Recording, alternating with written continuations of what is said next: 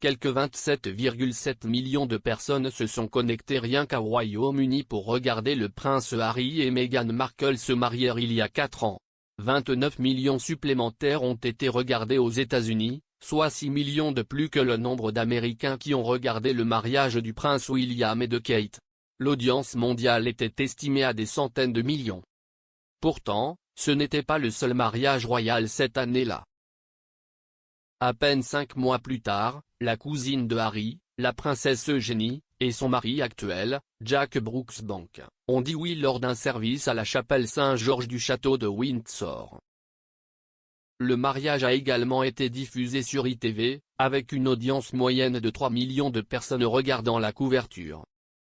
Le père d'Eugénie, le prince Andrew, a fait un commentaire gênant dans la préparation du grand jour lors d'une interview sur ITV's This Morning. Tout en discutant de la façon dont le mariage de sa fille serait très différent de celui de son neveu, il a semblé faire une fouille sournoise chez le duc et la duchesse de Sussex. Andrew a déclaré, « Ce ne sera pas le même que le précédent qui s'est tenu en mai. Ce n'est pas un mariage public, si est censé être un mariage familial. Il y aura un peu plus de monde que la plupart des gens.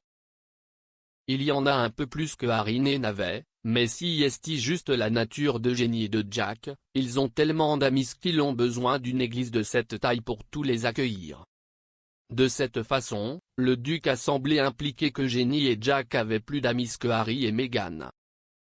La liste d'invités d'Eugénie et de Jack comprenait environ 850 personnes.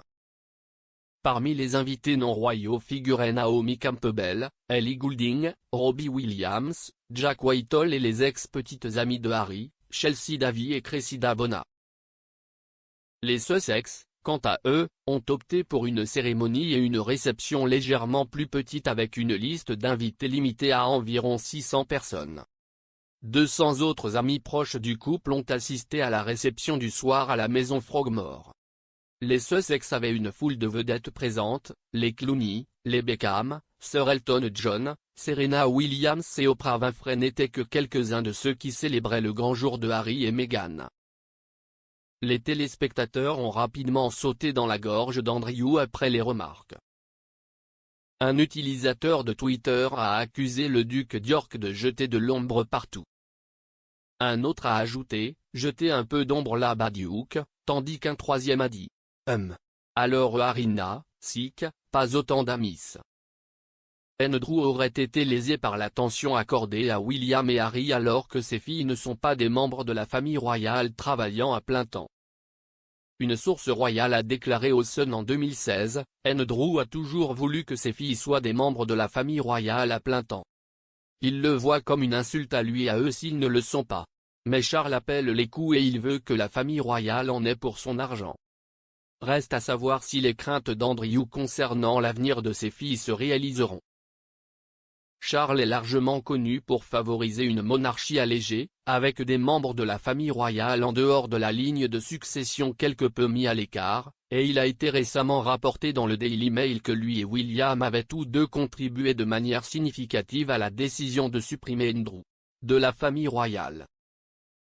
Une source a déclaré au journal que le père et le fils avaient joué un rôle déterminant dans la décision de débarrasser Andrew de ses titres militaires et de ses parrainages royaux.